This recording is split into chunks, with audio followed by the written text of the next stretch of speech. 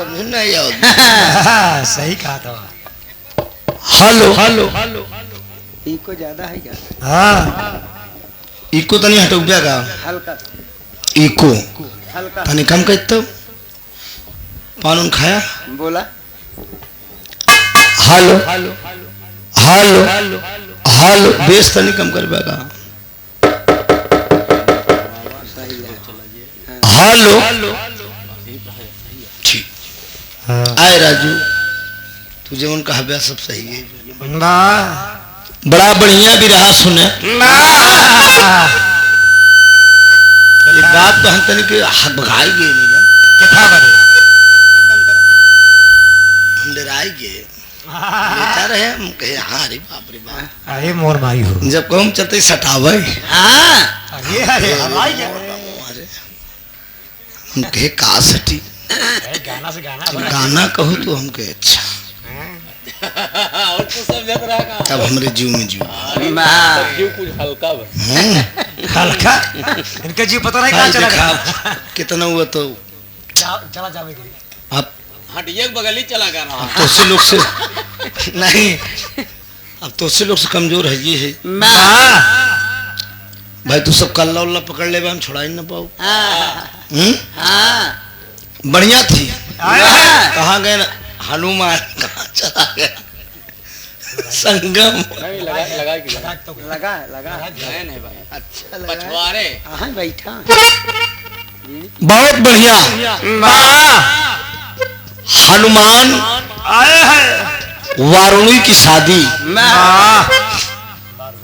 जहां न पहुंचे रवि तहां पहुंचे कभी ये कभी लोग काजनी के घर शादी कराई वो तो हनुमान की शादी होती है हाँ खोज है भाई पुराण है वेद वेद में भेद नहीं भेद है विद्वानों में बड़ा बड़ा छेद है वेद में। ऐसे एक बार राजा अकबर का दरबार लगा रहा काहे बदे हो बीरबल मंत्री बगल में खड़ा रहे राजा अकबर बीरबल के बुलायन कहें जरा इधर आओ बीरबल कहे बोला हुजूर कहे दुनिया में कितना चूतिया हैं आज हम का करें हम सबको ठीका ले आएगा आज तो खोज ला चूतिए का हम रोज हेरत है चूतिए चूतिए नहीं हम के हम हेरी कहने हमको बताओ अब पूरी चूतियों को पहचान करके मुझे दिखाओ टाइम दे दे बाबूजी टाइम दे दे देखा हम सारा चूतिया दिखाई दे कहा ला टाइम जो ले खोए 4-6 महीना 4-6 महीना कहन ठीक बा बीरबल पहुंचे सवेरे मोची की दुकान पर मोची उससे कहन जरा दूठी जूता बना हुआ कहन कैसे जूता कहा एकदम चांदी की नहीं चमकत रहा कहा ठीक मोची जूता बनाए बीरबल के दे दे अब बीरबल भल मनई जब जूता वो चांदी वाला पायन न का गोड़े में पहने को का मुड़े धैले मुड़े में धै के लेके टहराई लागन पूरे बाजार में अच्छा मनई पूछन कहने के गोड़वा में पहनी चाहिए मर्दे तो तू जोना में एकदम मुड़वा पर रखे है कहनी है ये रह गया लंठ का लंठ है अरे दुनिया गोड़े में पहनबे के रथ है लेकिन ये मुड़े पकाए धरे नहीं जानता एकर कीमत अबे तोके का कंचोद बकली बकचोद गड़ा ही पता कहे काहे काहे कहे ये जूता से दे जे न जे ये जूता से दे दू जूता बात केवल केवल दू आए हाय हाय पांच ढेर हो जाए ज्यादा लालो हो जाए कहा खाली दू जूता जे मार खाई वाह ओकर सीधे स्वर्ग बा अरे हिंदुस्तान भेड़िया धसा हो लाइन लग गई खाए वाले जूता खाए वाले वाह वाह कहने हट जे यार दो जूता खाए तो स्वर्ग चला जा बड़ा सरवा जिंदगी बंड बंड करे दारू पी के मेड़ काट के कोन काट के यार हर कह के तमाम कांड करे है कम स्वर्ग तो मिल जाई हाँ अब ये जान ला जूता खाए वाले का लाइन लग गई बीरबल दे जूता जूता दे जूता दे जूता दिन भर जुतिया उतरी खबर गई राजा खबर वो कहन मार्केट में एक आदमी आया है 2 जूता दे दे का हो कह सीधे कहन सरवा बड़ा खुरापात करे चली 2 जूता में स्वर्ग तो मिल जाई बीरबल राजा अकबर लाइन लगी वो बड़ी के किनारे राजा अकबर का हट जाओ राजा अकबर खाली करो काया हुजूर हमारे रहते स्वर्ग जाबे पहले सबसे पहले जूता मैं खाऊंगा खा लो बीरबल देख गए कहवा जूता खाई आवत जब करीब में पहुंचे ना कहन पहले स्वर्ग मैं जाऊंगा बीरबल चलाक आदमी कहने भाई राजा हमारे इनका हम जुतिया सबको जुतिया है तो जुतिया चली न जुतिया इनका बस छुआए के छोड़ दे तो राजा अकबर कहे मुझे स्वर्ग भेजो पहले जूता मैं खाऊंगा बीरबल कहा अभी पे इंटरवेल हो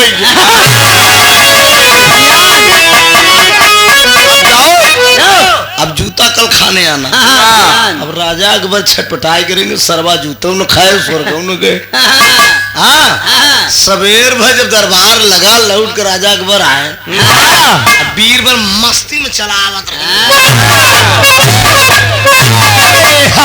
मस्ती में आवत रहे तो कहा आओ आओ आओ आओ बीरबल चूतियन के पहचान कराया कहीं सरकार लैनिया में के जूता खाए बरे लगा रहा बोला ये तो शुक्र मनावा हम इंटरवेल कह दी तो हम अब इससे बड़ा हम चूतियन का और कौन पहचान करें कि हाय हाय रे गोरिया हो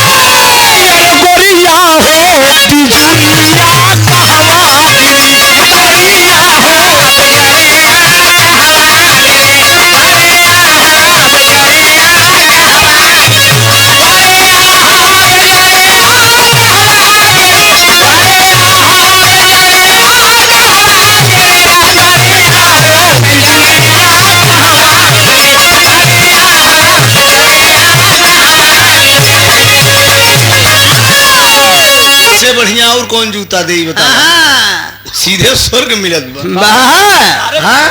डायरेक्ट बतावा तो भैया हो बेद का कौनो नहीं बा यहाँ ऐसे रगड़ देते तो लड़कियां पैदा हो जाती इतनी मेहनत किया जात तो ससुर जना कनखुरी नहीं दिखा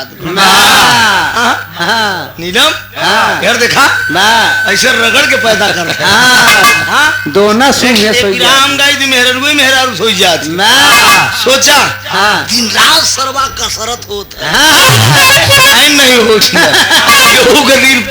केहू के भगवान सुन लेन केहू के नहीं कनखुरी पाए जा तो मार खर्चे के डावत बा कहे का जा नहीं दे अरे नीलम का जा नहीं दे सहारा वाली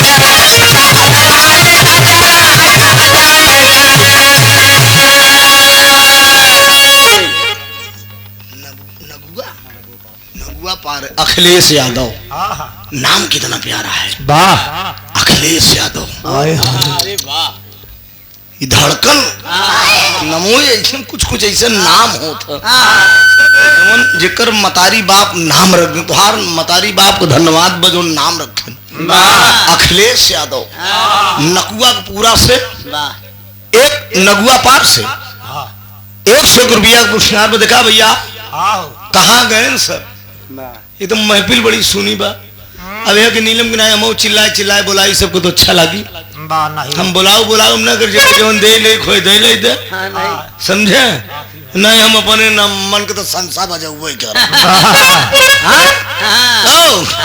अभी कहा कि दीदी तू आवा बहनी तू आवा हम ही न कर कौन कहा ठेवने पर जो मिली तो मिली त्रिभुवने चलन में हर गया कहा यार के बलमुआ का पेड़ा मिठाई अरे यार के बलमुआ 25 साल में बटोरे बाबू जी बिरहा से एकदम मन भर गया। अब बिरहा केवल गावत है बिटिया बेटवा के बियाह जहाँ करे एकदम मन का राजा है। कार बेटवा नहीं आवे पाई बस बढ़िया ढंग पे कहूँ आनो करी वो करी बस। कहा यार के बलमुआ का पेड़ा मिठाई अरे अपने बलम के अरे अपने बलम का भेवाई दे काजरा काजा नहीं दे सहारा वाली काजरा काजा नहीं दे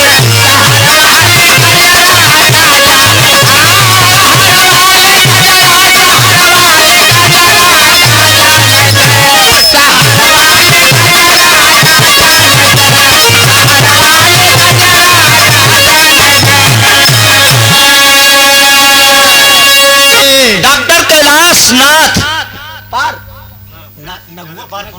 नकुआ पार से हमरे डॉक्टर साहब के कर कमोदारा 100 रुपया का पुरस्कार बा। दादा सुखी रखकर सब भैया लोग सुखी रहा। कहा यार के बलमुआ का पेड़ा मिठाई सुनई में फूहर बा लेकिन सुने वाले पंचों एकर रहस्य कितना बढ़िया बा।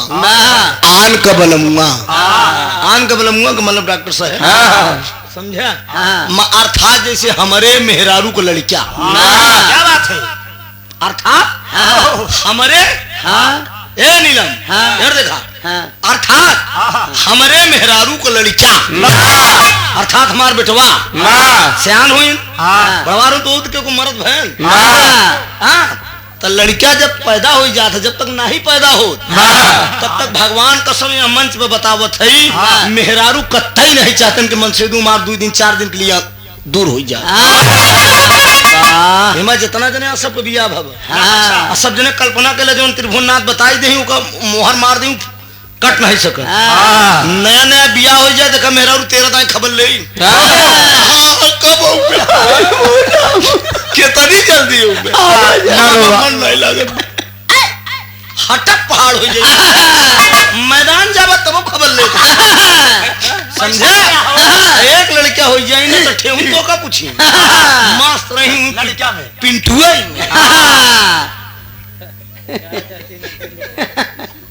राहुल यादव कूलर वाले मछली शहर से 100 रुपया दातार सुखी रख बस ऐसे मिलत रही तब कोनो बात नहीं बिन मांगे मोती मिले मांगे मिले न भी जमन मिल जाई वैसे टपकत रहे तनी तनी बस काम होगी को और का बलमुआ का पेड़ा मिठाई अपने बलम का भेवाई दिन बजरा बेटवा का राजा काजू से मीजा जाता सेधु चाहे भौरी न पाओ सारा दुलार बाबूजी बेटवा में चला जाता कहा यार का बलमुआ का सेजा सुता बेटवा पैदा हो जात तो ले के बेटवा के बढ़िया सेत प्लेटी मन सेधु तू चाहे जहाँ चला जाओगी कहा यार के बलमुआ का सेजा सुता हुई कहा अरे अपने बलम के अरे अपने बलम का बेछाई दे बनाना काजा नहीं दे सहारा वाली काजरा काजा नहीं दे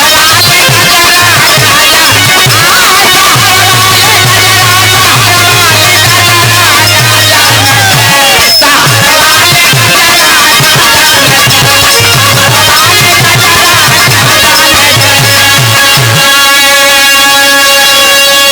एक लाइन और ओ दीवानी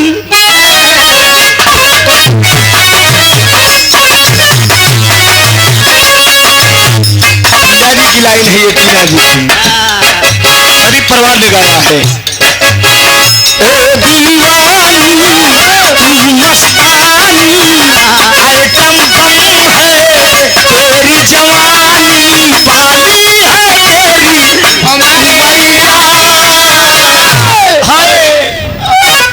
बस एक बात मानो ढूंढल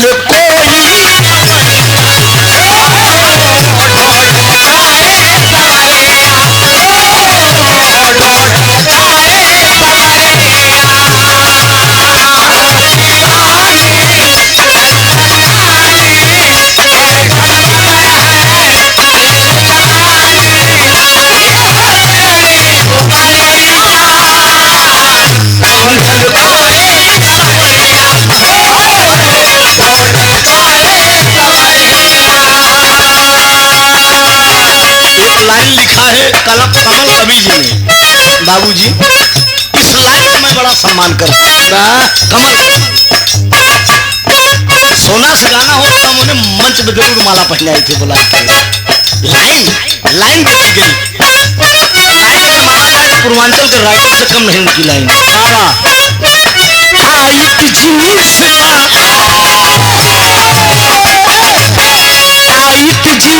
बा रंग बटोली रंग बचोली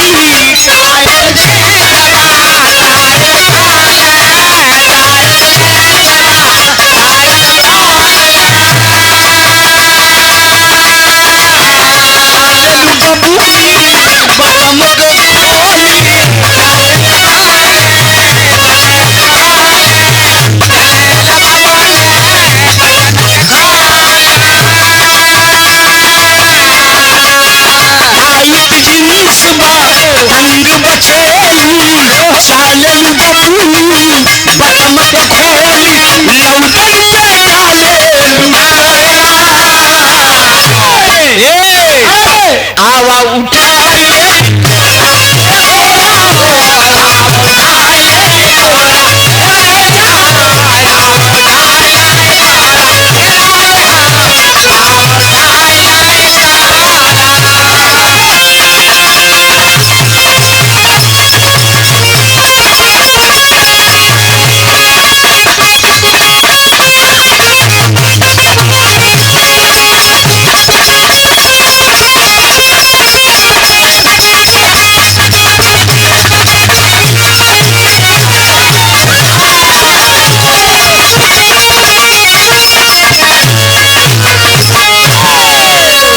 बहुत बढ़िया, दोनों तरफ से रमाल का भाव प्रस्तुत हुआ।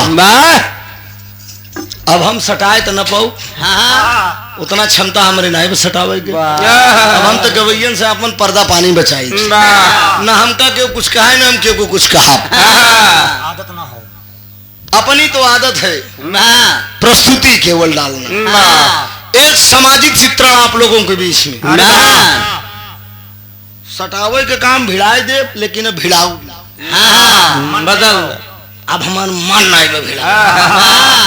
एक सामाजिक चित्रण होगा आप लोगों के बीच में, एक छोटा सा कांड आप लोग सुनिए, उसके बाद मेरी तरफ से आखिरी कार्यक्रम होगा, फिर नीलम गाएंगे, फिर विदा हो जाएंगे आप लोगों से। चूंकि आज कार्यक्रम मेरा बहुत दूर है, गोडा बहराइच के पास, दिन में भी पहुंचना है, कुछ मीटिंग है, उसके बाद कुछ जिम्मेदारियां पार्टी स्तर पे भी है, जगह जगह पर प्रचार का भी प्रोग्राम देना पड़ रहा है, इसलिए कि थोड़ा सा समाजवादी पार्टी का एक छोटा मोटा सिपाही हूं और जुड़ा हूं। एक ऐसा कांड सोचने पे आप लोग थोड़ा मजबूर हो जाएंगे, कांड कैसा है। बिटिया बहन सबके घरे में है, पर्दे आतर बा, भैया हो, हम हो या आप हो,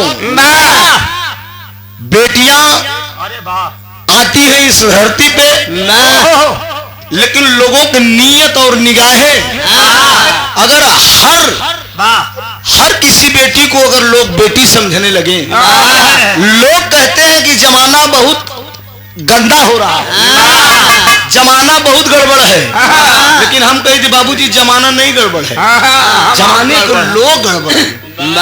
जमानवा तो अपने जगह पे बाना, तू कहाँ घटत बढ़त बा, लोग बदल रहे हैं, लोगों की निगाहें बदल रही है। भाई का ससुरारी जाता तो भाई को सड़हुए नहीं देखा था। जमाना का करे बतावा, जमाना अपने जगह मौका मिला तो भाई के सड़हुए से बियाह के लिए थे, दुई बहन घरे में आ जाते, एक कलाकार कर लिया। सोचो कौन है, हमसे कहा काका कैले, हमको कैले, इससे बढ़िया मौका कहा है, मार चौका पर छक्का। अरे अरविंद मोहर हमारे मारे है, मोहर हमारे मारी है, चल हो गया। आइए 4 लाइन की भूमिका है।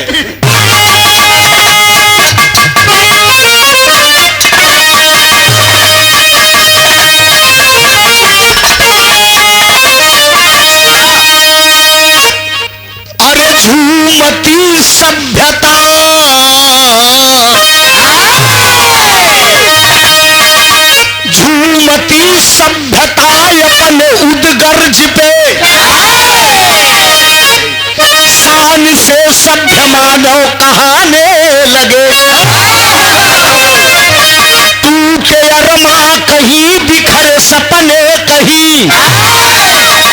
कहीं 16 भी शबनम दिखाने लगे चलते शामियाने उजरते चमन अरे कहीं पर बहारों का संसार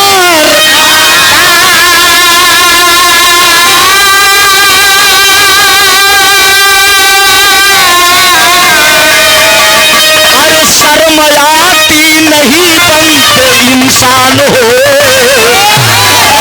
जानवर से भी गिर कर के व्यवहार होता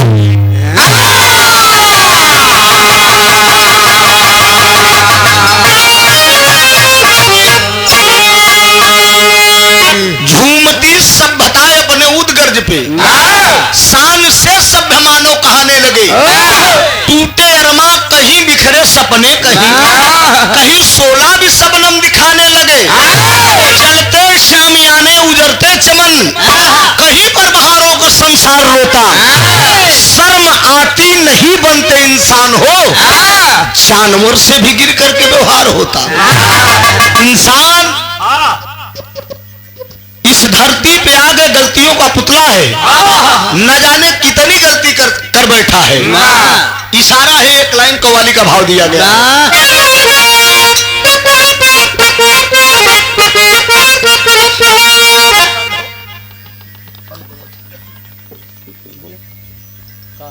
तेरे दरबार का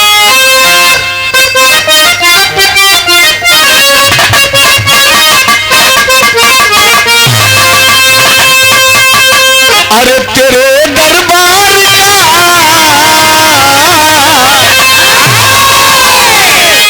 ठेम कव्वाली गाए रहे काबे में तेरा जलवा काशी में नीलम का इंतकाम कव्वाली में कव्वालियों सटाओ आज लाइन का रहे कि आज पीने की दावत है यार चाँद पर बैठकर हम पिए उसकी जुल्फों के साये में यारों उम्र भर शौक से हम पिए भाई नया खून बस सटी है ये जिसद वर्धा पुरान हुई कहाँ सटाई पाई सटावे के बाद छोड़ा हटियू की इशारा हो अरे तेरे दरबार का अरे तेरे दरबार का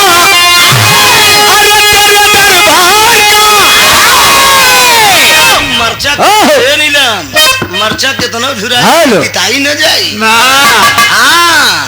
वर्धा बुढ़ाई जाई हराई थोड़ी क्यों जाई अबे तो कोनो अपरिचित लड़की से जब बिरहा होत बाबूजी तो हमसे पूछत कि आपकी उम्र कितनी हो हमके जो समझो उसे मिला लो ये लोग बता के गोड़ दे ये लोगन को रोकी थी लेकिन ये लोग सुना नीलम ये लोग मनबे ने कहा इनके चक्कर न पड़ा इनका बेटवा इनके बराबर बा सर्वा उठवे हमार गड़बड़ाई तमाम काम फिट हो जाए इशारा हो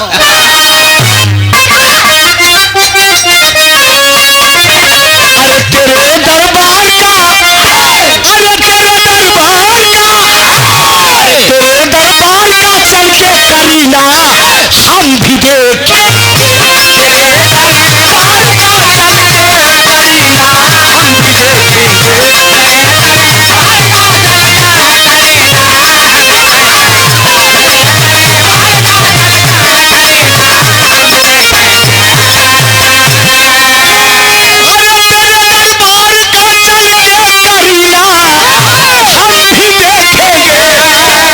करीना हम भी देखेंगे अरे करीना हम भी देखेंगे अरे रसूल अल्लाह के अरे रसूल अल्लाह के घर का करीना हम भी देखेंगे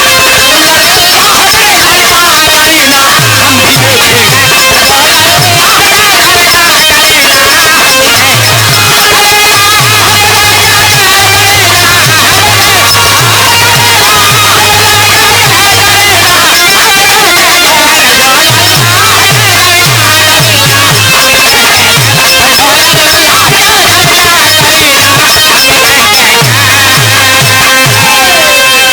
गौर करेंगे मित्रों कहानी इसी भाव में बताया गया अरे सुनो सबको सुनाता हूँ अरे सुनो सबको सुनाता हूँ बड़ी गम की कहानी सुनो सबको सुनाता हूँ बड़ी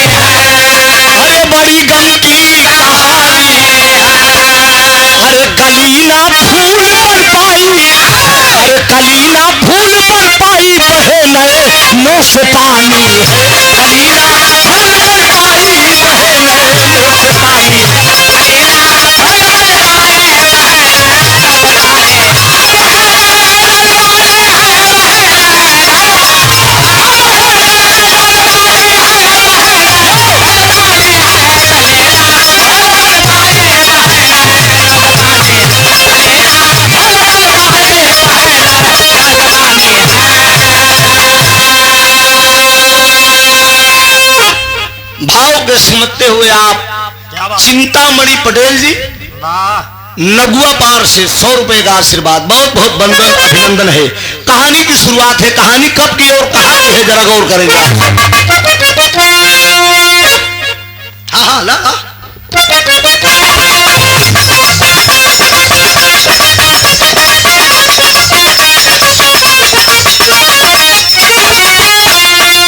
मानवता जिसमें है, मानवता जिसमें है इंसान वो कहलाता है। मानवता जिसमें है इंसान वो कहलाता है।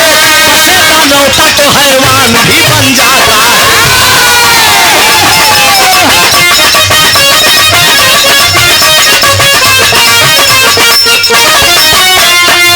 जिला जालौन में, जिला जालौन में एक गांव अमरपुर सही।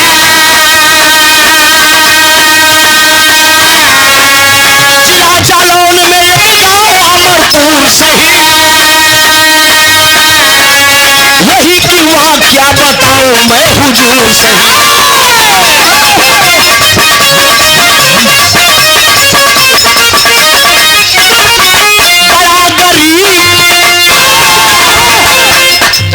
बड़ा गरीब राम तीरथ का परिवार रहा। बड़ा गरीब राम तीरथ का परिवार रहा। गरीबी सिर पे रही, पैसे का सवाल रहा।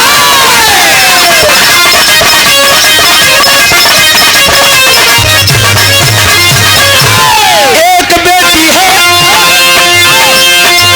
एक बेटी है बाबू पुष्पा जिसका नाम रहा। एक बेटी है बाबू पुष्पा जिसका नाम रहा। बेटे कमाई से बाबू घर सदा खुशहाल रहा।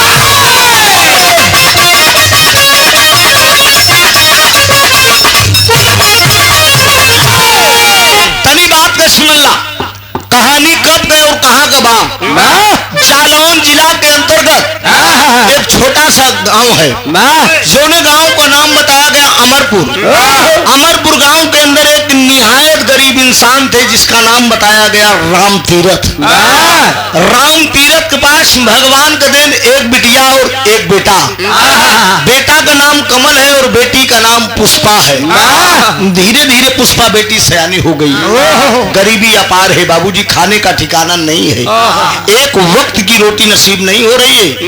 उस गरीब के आत्मा से पीछे पूछिए जिसके पास आज बेटी है।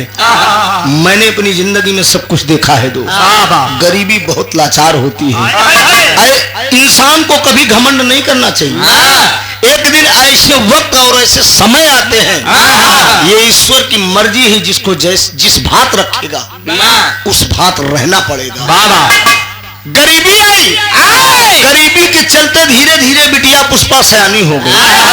जब बिटिया पुष्पा सयानी हो गई, जहां पे राम तीरथ जाते हैं लोग दहेज की मांग करते हैं। वो गरीब लाचार होकर लौट आता है। उतना दहेज उसके पास नहीं है कि अपनी बेटी की शादी कर पड़ोसी गांव में इलाके के जाने माने सेठ थे जिनका नाम बताया गया भैरवनाथ सेठ। भैरवनाथ सेठ के भगवान का दिन अपार धन दिए हैं, अपार दौलत दिए हैं। एक ही बेटा है जिसका नाम है विजय। सेठ जी अपने लड़का को शादी करे चाहते, लेकर रिश्ता बाबूजी राम तीरथ सेठ जी के दरवाजे पे पहुंचे।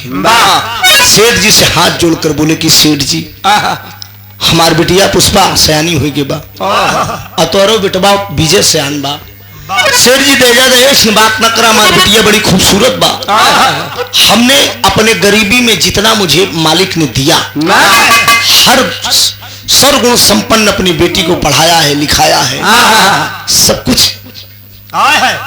जितना हो सका किया है। बिटिया हमार देख ला। राम तीरथ का गले लगा के भैरवनाथ सेठ बोले कि जरूर मैं बेटी को जाते हैं। भैरवनाथ जब बाबूजी बिटिया पुष्पा को देखते हैं, पसंद आ गई लड़की। जब पसंद आ गई देखी तरज भाई यहाँ हंस के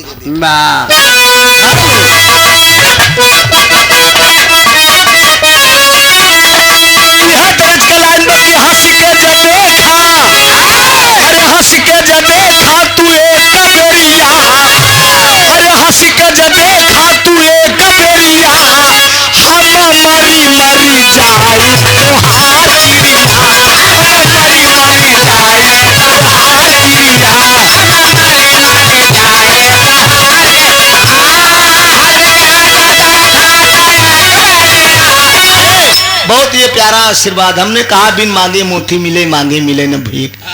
आज इस महफिल जिसका तिलक चढ़ा है, दूल्हे राजे भैया तनी के पानी की व्यवस्था कर देने, पानी पियावा। ये बेचारे लगातार हम लिख के फंसाए दिन लोगों को। तोरे मामी कहीं कि तू काहे इतना लगातार लिख ले है, आधा लीटर गाय के जाए तब पियावा थी दूध खौला के, आधा लीटर आवत के हल्दी डाल के गुड़ डाल के दे दी कहीं पिया। आई है एकदम थाने बा 17-14 तारीख से गावत है। मालिक रहमो करम बा की सब कुछ ठीक बा। पार्टी वालन काबुली छे ना, को काबुली चना रोक देता हूँ जो खाना हो, लेकिन हम कही थी अंड वंड ना खा मसालेदार, जवन का ठोस अंकुर के सही दे 4-6 किलो इकट्ठे सब। दूल्हे राजा जी के पूजनिया माता जी मम्मी की तरफ से ही 500 रुपया का आशीर्वाद, बहुत बहुत बंधन अभिनंदन।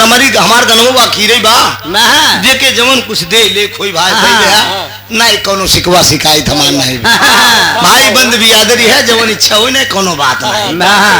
ए बाबू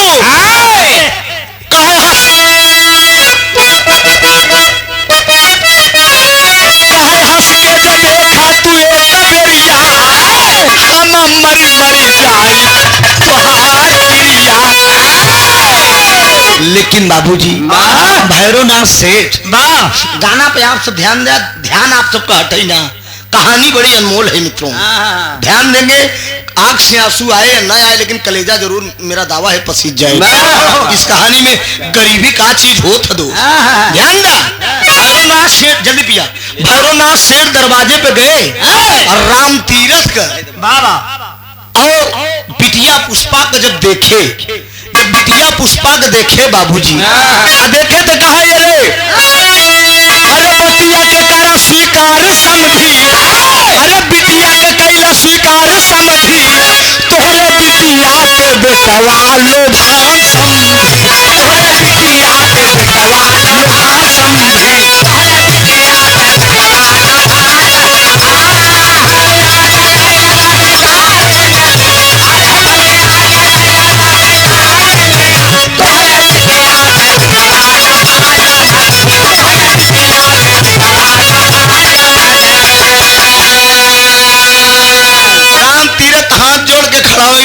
बाबूजी हम दहेज न दे पाऊ। अरे अपने बेटवा विजय विजय के लगे फोटो भेजन, कहन बेटा विजय लड़की को फोटो भेज रहा हूँ देखो कैसी है। कहे बाबूजी ये हमें जमत ब्याह। तो वही भैरवनाथ सेठ राम तीरथ को गले लगाए, कहे दे जा दहेजवा से हमके न चाहिए, ऐसे करी हम पर रहे जवा।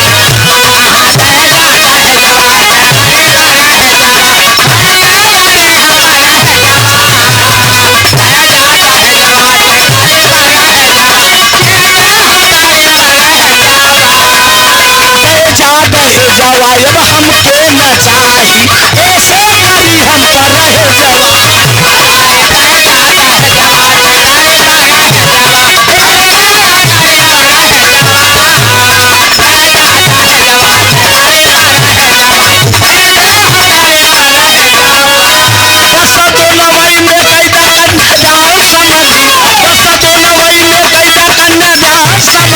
तोहरे बिटिया के बेटवा लोभान समझी, तोहरे बिटिया के बेटवा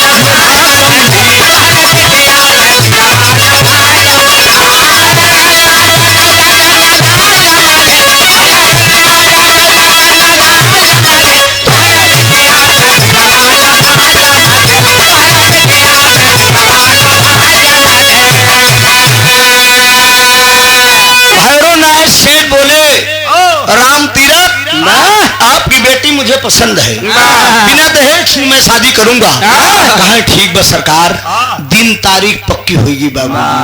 डेट रख दिए, एकदम दिन तारीख पक्की, बारात तो पूरी तैयारी हुई ला।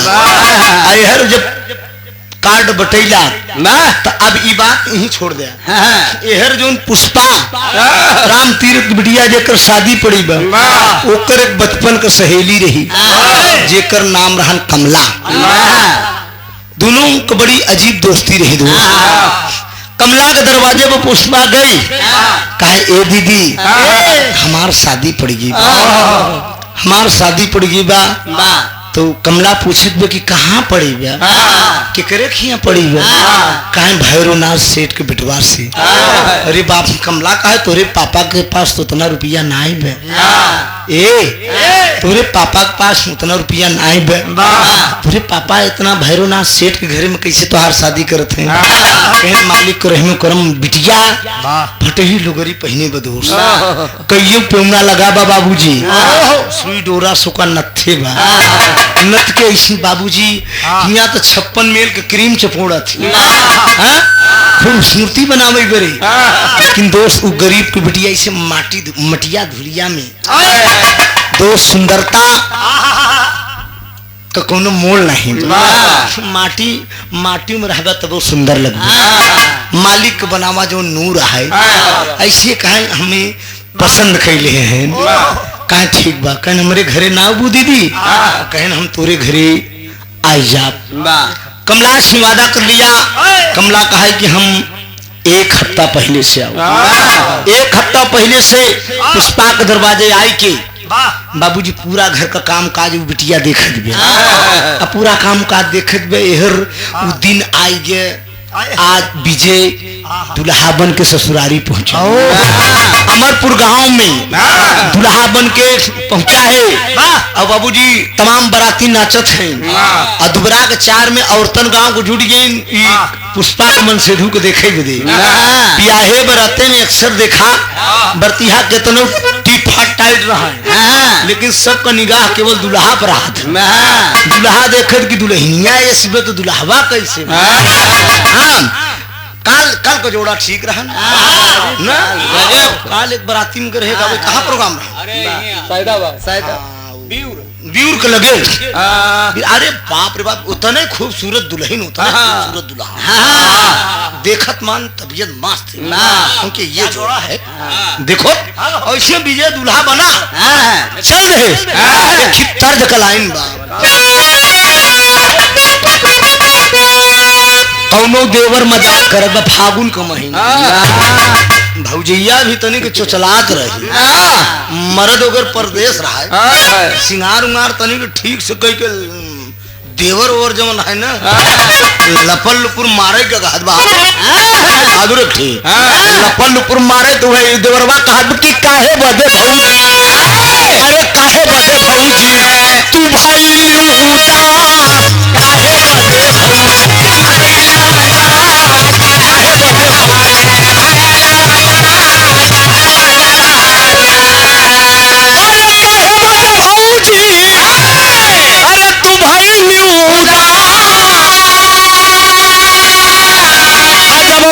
परदेसवा, जब पिया परदेसवा कई देवाना माई पापा, पिया परदेसवा देवाना माई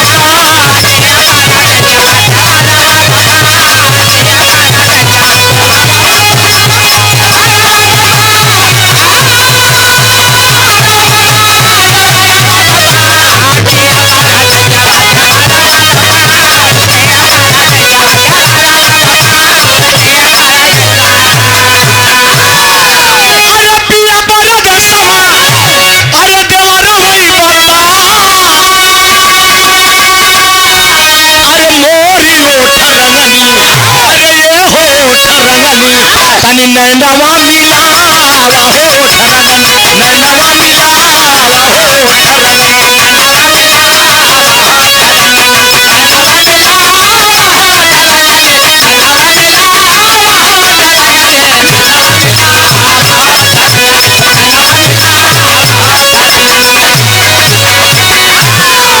भाई साहेब। लेकिन वो विजय दुल्हा दुबरा के 4 पे मस्त बा डीजे बजता, बराती जुटा है, बराती जुटा है, हम मेहरुवन देखे बड़ा दुल्हा का लाइन लगाए हैं। नीलम हाँ मोबाइल में ध्यान बा, हाँ यार तनिक ध्यान दा, देखा मतलब औरतन अक्सर दुल्हा देखा थी ना, तोरो गांव देश में बारात आवत हो तो देखे तो जाती न हो ना। कि जोड़ा मिलावत हो कैसे न हो ओ। सही है कि नहीं है ना। गांव की औरतें तमाम जुटी हैं और जब गांव की औरतें जुटी है तू ही में वो कमला खड़ी बा जो पुष्पा की सहेली है सही दुल्हा विजय डीजे पे बैठा बा टुकुर टुकुर मारत मारते हो दूल्हा जब अरे दूल्हा जब दोबारा पे आए दूल्हा जब दोबारा पे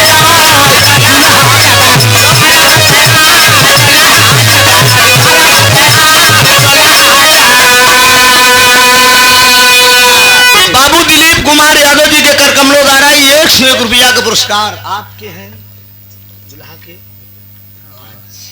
क्या बात है महाराज दशरथ हैं हाँ? देख ले बाबा तो काहे इतना कम देते दुल्हा का बाप हो के बेइज्जती करावत है हाँ मालकिन 500 हम मलकिन माता जी 500 दें तो भादो कहने मानो नहीं कमाई ठीक भादू अच्छी वाली बात दुल्हा राजा का बुलाए दो और दें तेहरो दे दें ऐसा काम न करा जरूरी है भैया हाँ?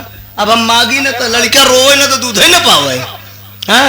अब आपत तनी ठनकन फाने वाली आदत नहीं आप यूट्यूब पर गाना सुने थे आपके एक्टिंग अलग ही रहा हाँ हाँ हमारे एक्टिंग अलग ही रहा अच्छा ये मेरा नाम बताइए हाँ हाँ तुम्हारा नाम त्रिभुवन ना कुछ अलग रही तभी तो काम रही हाँ ये लिए 101 रुपया प्रीतिपाल कहीं नाथों के नाथ त्रिभुवन नाथ हाँ अरे उनकर हम सब नाथ है 101 रुपया जोड़ा होता है जोड़ा होता है जोड़ा जोड़ा होता है वो जमाना था 3 साल ये मैं सच्चाई मंच पे कह रहा है मैंने 3 साल किसी का झंडा गड़ने नहीं दिया अरे वाह केवल ओनली वर्ल्ड यूट्यूब पे त्रिभुवननाथ प्रीतिपाल ओनली वर्ल्ड प्रीतिपाल त्रिभुवननाथ 3 साल एकदम खम्मा गाड़ दिया यही से नाथिन दे बिरहा में भूचाल मचा पगलाई जन के भैया ये दोनों का करते हैं 3 साल के बाद ओकरे हमके खट्टी खुट्टी खट्टी रहे याद करो जहिया कुंवार रहलू ये से पहले हमार रहली ओकरे बाद जा ओकरे बाद उन्हें ठेल दिन पूर्वांचल उनके जा दीवाना हरन के साथे मौज पानी जा अब खाली करा सीट दूसर के लाइन लगा समझे खाली कोहन कम ठेला ठेला अब ये पंखुड़ी के नंबर लगा बच्चे हैं सबको संवारे के पड़त है एक एक बार हाथ फेर दे तो सब खाली ऐसे फेर दे थी बस खाली और लेडजन के बढ़ाई की बस नहीं के लेके इशारा बकर छोड़ा सब अरे दूल्हा जब दोबारा पे आए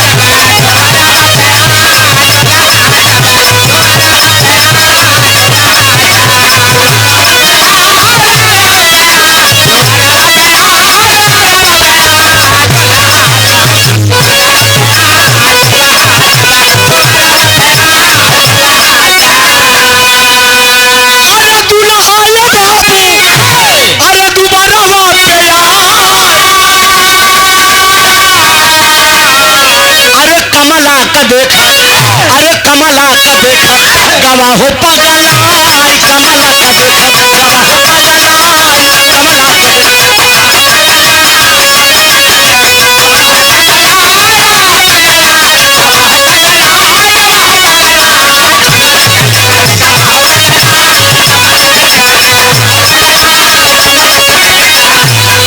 कमला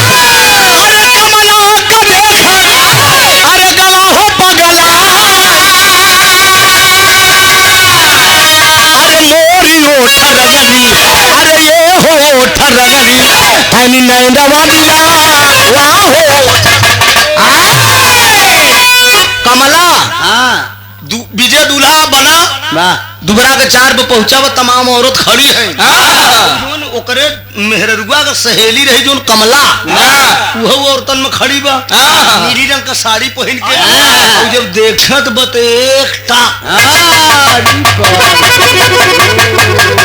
अरे मोरा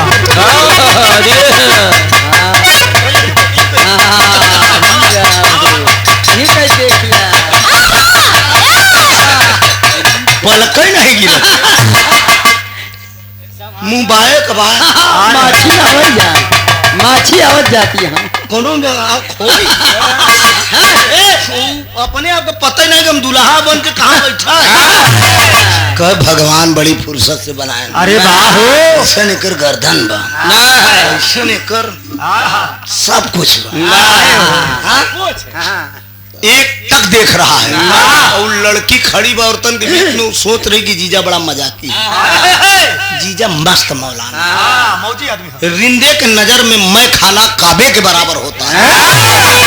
दुल्हा मस्त एकदम, उकर नियत खराब। दुबरा के चार कैसे पंडित जी एहर ओहर धरवावत है, धरे के हर तो धई देते हैं, मतलब काम पूरा एकदम सब उल्टा कर दे। दुबरा खत्म भे एक बात जनवासा में 4-5 साथी के साथे बैठा बा। कह यार दुबरवा के समझो लड़की बा खड़ी रही नीली वाली, ये नीलम नीली वाली बड़ी भयवा। बताइए मन खराब हो गया एकदम। कलन अरे यार साथी संगति कलन का हो गए तोरे या करे आए है कि मर्दे ये दूसर घोड़े आए। यहाँ नीली साड़ी देखा था। अच्छा आदरणीय बाबू रामपाल यादव जी आज इस महफिल के बादशाह।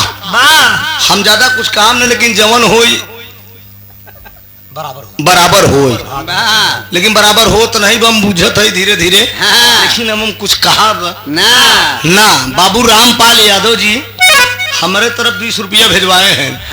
बहुत बहुत बंधन में भगवान करे तो भंडार भरा रहा है।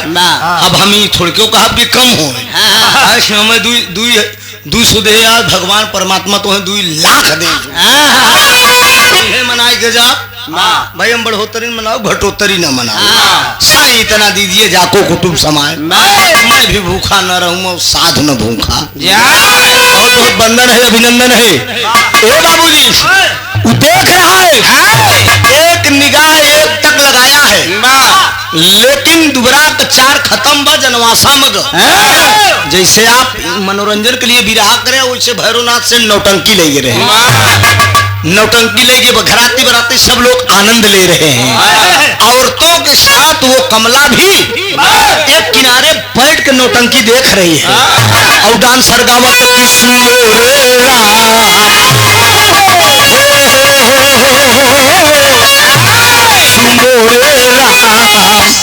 धीरे से गागर उतार लियो लचकी न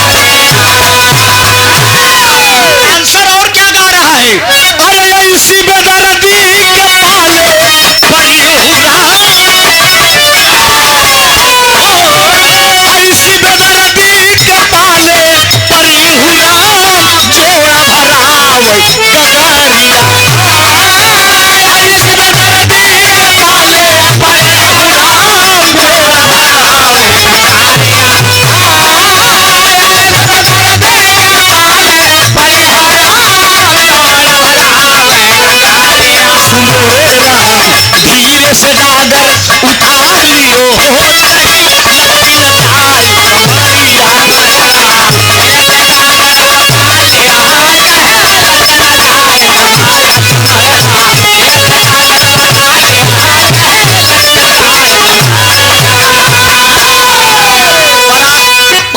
बराती नौटंकी के आनंद लेते हैं, लेकिन दूल्हा 4 4-5 साथी के साथ बैठा बा। अब विजय वो लड़की के देख के साथी संगाती बतायन कहे नार वो नीली साड़ी वाली। ए विजय नीली साड़ी वाली।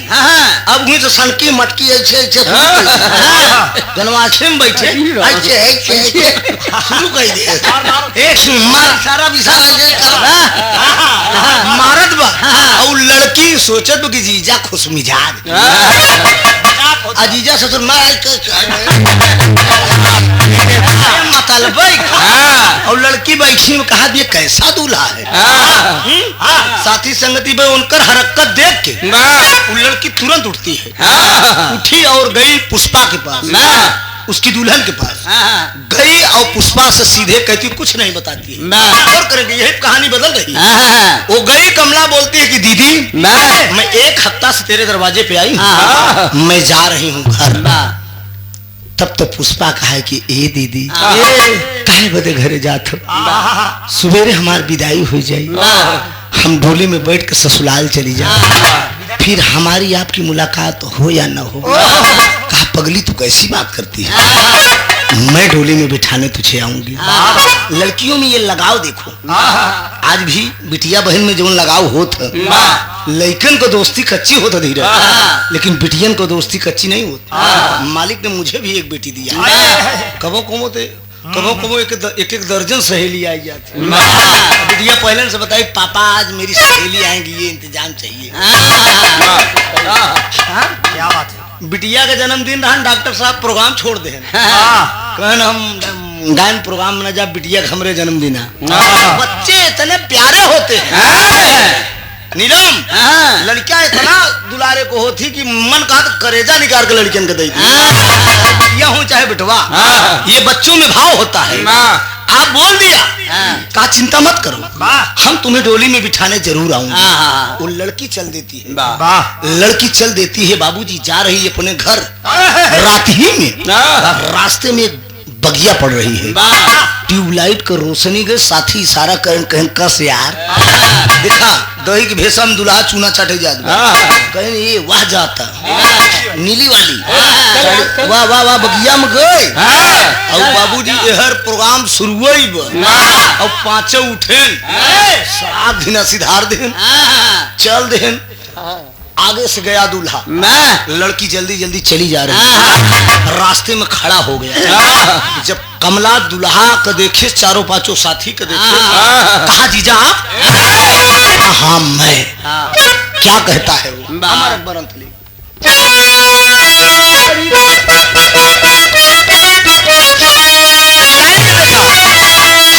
हमरे उस्ताद हैदर अली गावत रहने के।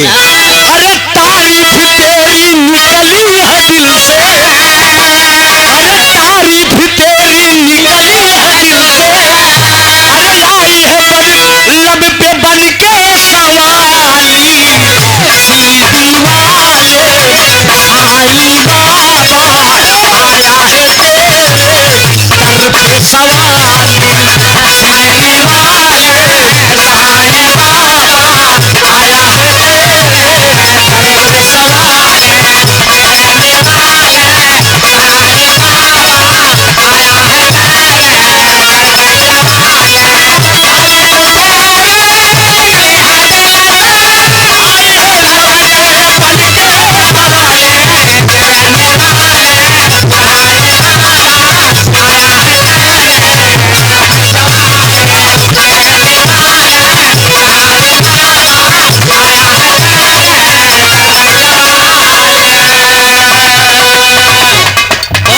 आशीर्वाद आया है बाबू रामपाल यादव जी नाम का बाबूजी के बहुत मशहूर, काफी दूर लोग बताए दे कहना हाँ रामपाल जी खिया तिलक बना भैया वहीं जाते हैं।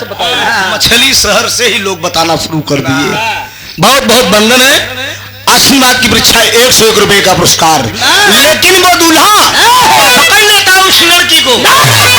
बाबूजी ये जान लीजिए हुस्न और इश्क, बाबूजी हुस्न और इश्क लाख चाहे हुस्न अगर ना चाहे तो कुछ हो नहीं सकता। लड़की कहाँ चाह रही है, लेकिन वो दूल्हा जबरदस्ती कर रहा है। लगाए बैठा हूँ कब से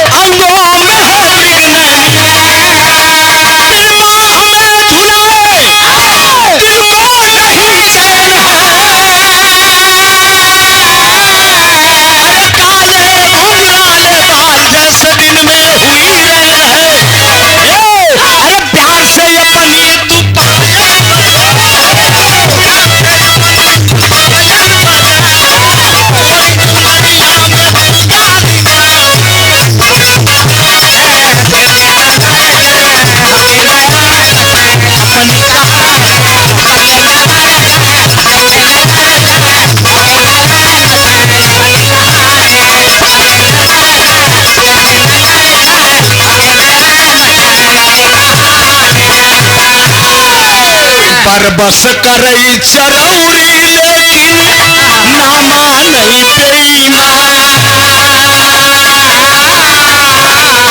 अरे गोरी चुदरिया बाबी कलम के अब चाही रहे शैतान। गौर करेंगे बाबूजी, पांचों साथी खड़े हैं और वो दूल्हा खड़ा है। उस लड़की को पकड़ लेता है, लड़की के पकड़ के तन बदन को पकड़ लिया, पकड़ने के बाद लड़की की साड़ी को खींच लिया, लड़की की साड़ी को उतार दिया, लड़की पेटीकोट पर खड़ी है। तो रोई रोई के कामाला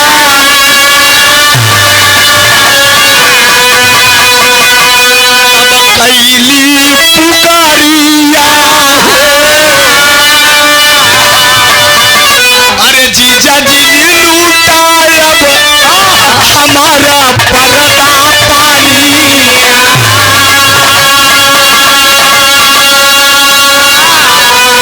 अरे मानो से मानो के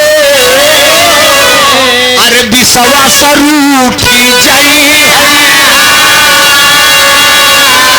अरे केहू के घरे ना जाई केहू के बेटी और बहिनी।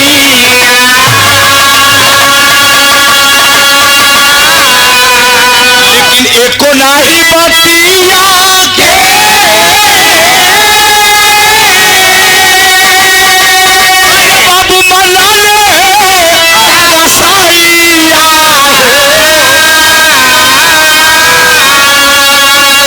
अरे जबरा न लूटई चाहत अरे बाबू फूलावरी।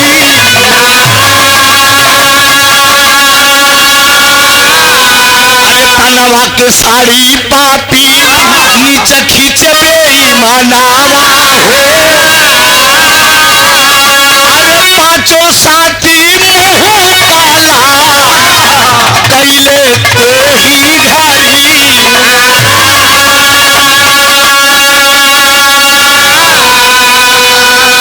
लड़की रो रो कर आवाज दे रही है दुनिया के मालिक को, लेकिन बारे हवस के दरिंदे चारों पांचों साथी खड़े हैं। लेकिन ये साला दूल्हा विजय कहता है कि मैं जब तक तेरी इज्जत नहीं लूटूंगा तब तक मुझे चैन नहीं है। एक चाटा मार दिया, बिटिया गिर गई और सीने पे सवार हो गया साला। चारों पांचों साथी उसके एक कतार से खड़े हुए हैं। तो लड़की रो कर एक बात कहती है कि जीजा ठीक है, मेरी आबरू आप लूट लीजिए, लेकिन एक बात कहती है क्या?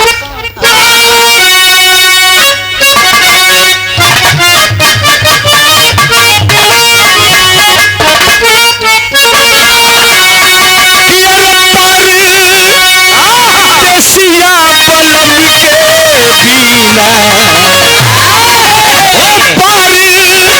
देसिया बलम के बिना रहलो न जाता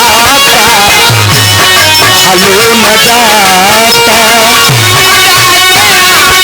देसिया बलम के बिना रहलो न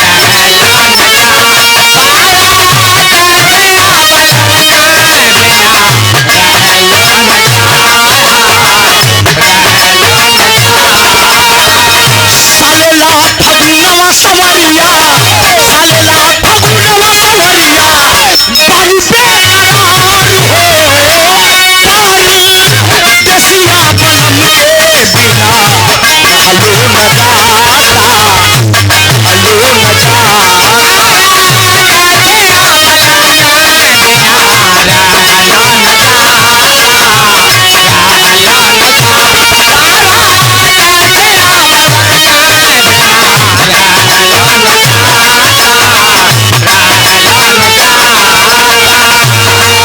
हलो न करोड़ बिटिया आवाज दे रही है।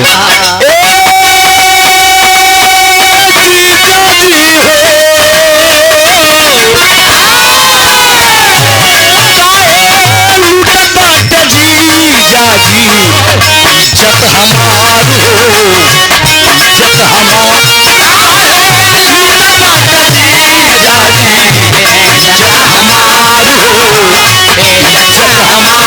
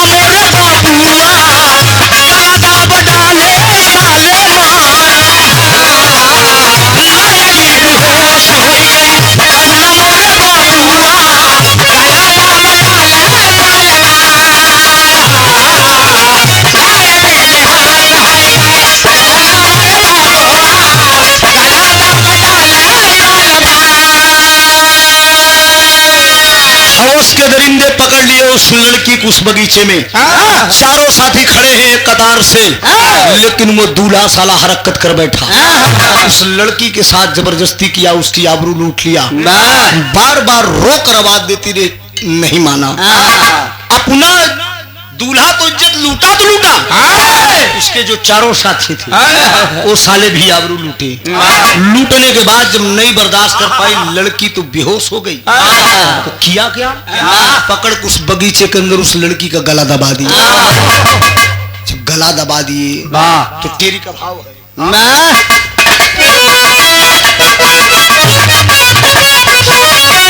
अरे मोरे राम सहनाई गम की बाजी बेसुरी, अरे तयंबर काप मेदनी गई थर्राई, अंबर काप मेदनी गई थर्राई, सहनाई गम की बाजी बेसुरी। पांचों साथी मिलकर उस लड़की को बलात्कार किए, लड़की बेहोश हो गई तो गला दबा दी, गला दबा के जब मार डाले तो पापड़ लगा।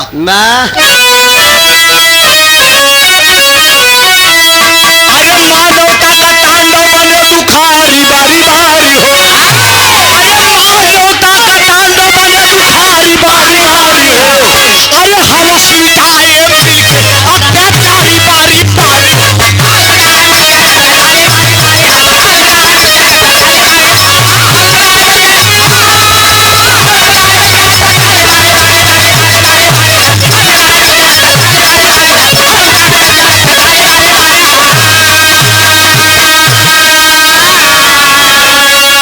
पांचों साथी मिल करके बलात्कार कैदाई हो, अरे लड़की जब बेहोश हो गई तो गला दिए दबाए, अरे लाश ले जाके डिग्गी में, अरे लाश ले जाके डिग्गी में रख दिया ले जाके भारी हो, अरे जनवासा में सो वैता पसारी बारी बारी हो। गला दबा दिए, मार डाले, लड़की बेहोश थी, जब गला दबा के मार डाले, मारने के बाद सोचे इसकी लाश को कहां गायब, हमरे बियाहों में दिक्कत हुई, कर्म कांड कर दिया जाए। एक में दुल्हा का ड्राइवर रहा, उस जमाने में एम्बेसडर चलती थी, जाओ यार गाड़ी लेकर आओ जनवासा से, गया ड्राइवर गाड़ी लेके आया, जब गाड़ी लेके आया तो जल्दी का काम, बाबूजी बहुत शैतान थे, खैर खून खांसी खुशी, खैर खून खांसी खुशी बैर पीत मजपान, रहीमन दाबे ना दबे जाने सकल जहां, सच्चाई कबो छिपत नहीं, अब बुरा काम का बुरा नतीजा ना मानो तो कर देखो, और जिसने जिसने किया है यारों उसका उसका घर देखो। राम रहीम आशा राम फरहरिया बाबा, सब देखा कौने दशा पर पहुंच गए, नतीजा क्या निकलता है, डिग्गी में लाश रख दिए, डिग्गी में लाश रखे, साड़ी भी उस लड़की को उठा के धर रहे हैं, न रहे बास न बाजी बांसुरी, कोनो सिनाकत रहे न जाए, लेकिन मालिक के घर देर है अंधेर नहीं है, साड़ी भी रखे लाश के साथ, लेकिन जब फाटक बंद किए जल्दी जल्दी में हल्का सा पल्लू ऐसे लटक, सड़िया के थोड़ा सा पल्लू लटक गया, ले जाके गाड़ी जनवासा में खड़ी हो गई, विवाह हो गया, नेछू हो गया, मुँह दिखाई हो गया, खिचड़ी खवाई हुई, धीरे धीरे विदाई का समय आया, पुष्पा फूट फूट कर रोने लगी, मन मन सोच रही है, कमला हमसे बोली थी कि विदाई करने जरूर आओ, लेकिन दिखाई नहीं पड़ रही, माहौल बदलने लगा, जब विदाई का समय आया तो अल्लाह का भाव लगा,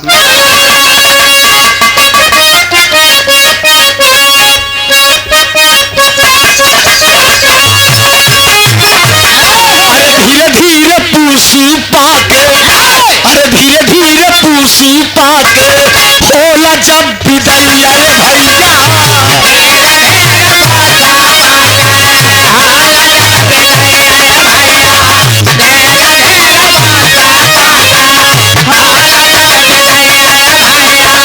सोच आज कमला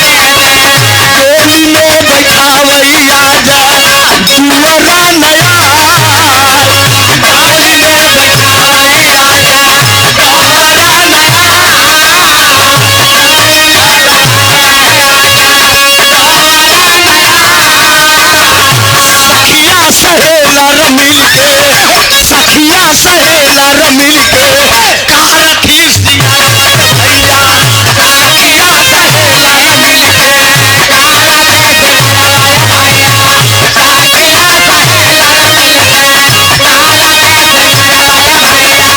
भौजी देहली मागिया में सेहुरा सजाई भौजी देहली मागिया में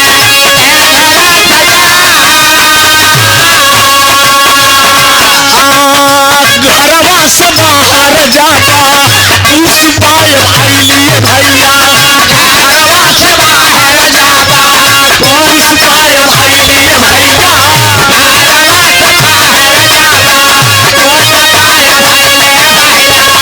वही गैया दुआरा पे खड़ी होई जाए वही गैया दुआरा पे तबले निगाह पड़ी तबले निगाह पड़ गई पुष्पा का सुंदर भैया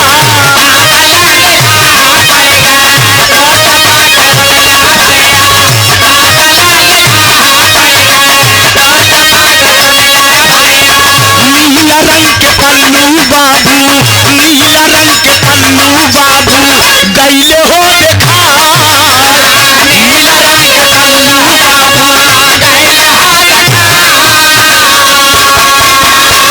हो और करेंगे बाबूजी। धीरे धीरे विदाई का समय होने लगा। जब विदाई का समय होने लगा, मालिक का रहमो करम देखो वही गाड़ी आके दरवाजे पर लगती है।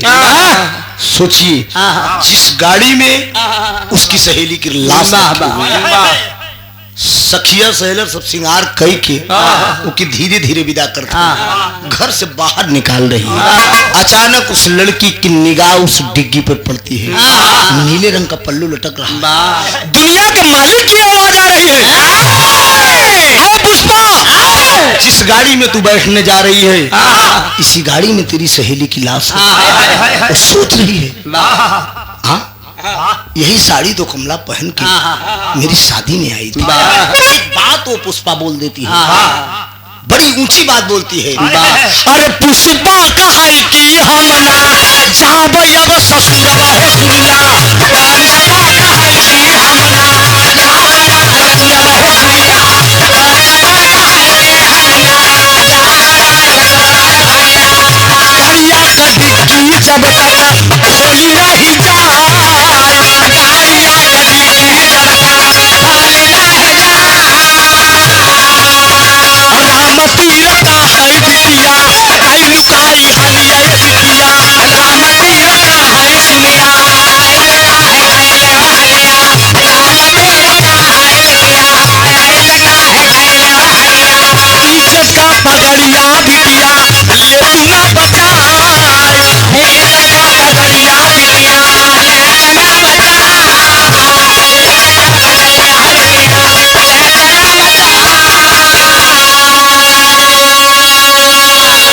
अपनी भाभी से वो लड़की कहती कि जब तक गाड़ी की डिग्गी नहीं खुलेगी मैं इसमें नहीं बैठूंगी।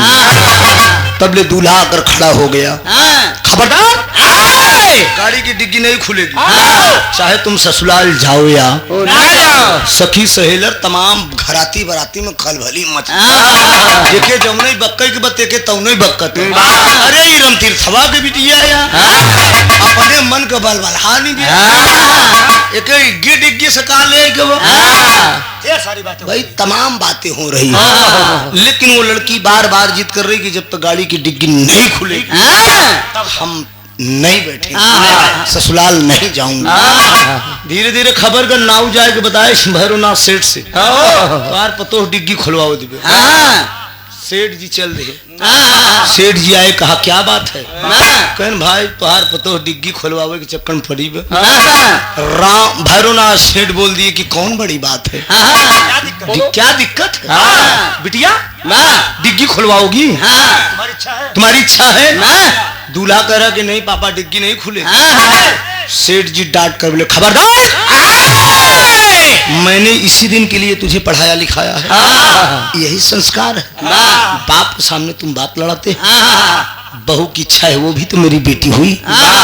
डिग्गी की बात है, डिग्गी खोल दी जाए। और जब सेठ जी की इशारा मिला ना, कहा खोल बे।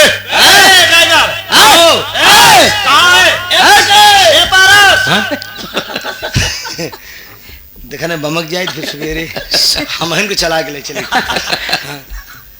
ड्राइवर के इशारा किए, लिया के चाबी लगाए ड्राइवर। जब चाबी लगी, जब खोला गया डिग्गी, माहौल ही बदल गया। सामने लाश उस लड़की की दिखाई पड़ी। लोग मारने पीटने लगे। जब लोग मारे लगे तो कहा भाई हमार कोनो गलती नहीं, समन गलती बा दुल्हा के बा। लड़की उस लाश पर छाती पीट कर रो रही है।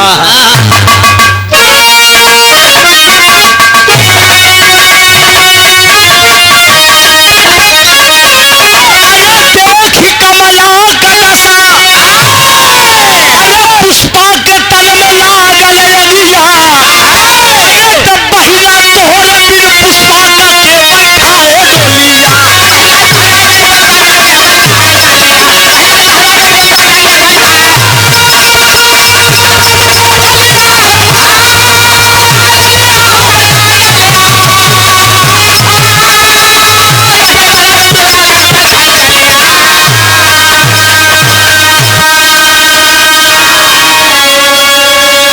छाती पीट पीट कर वो लड़की लो रही है उस लाश पे। खोज होने लगी कि ये घटना घटाया तो घटी तो कैसे घटी। ड्राइवर को मार रहे हैं लोग। ड्राइवर का भैया हमें तन क्यों जिन मारा, जमन गलती बही दुल्हवे के बा। यह सब कर्म कांड करे। तुरंत फोन गया, हुई 10-20 पकड़े गए गद्दार हो, अचलिया में जाके रोवई जार पे जार हो।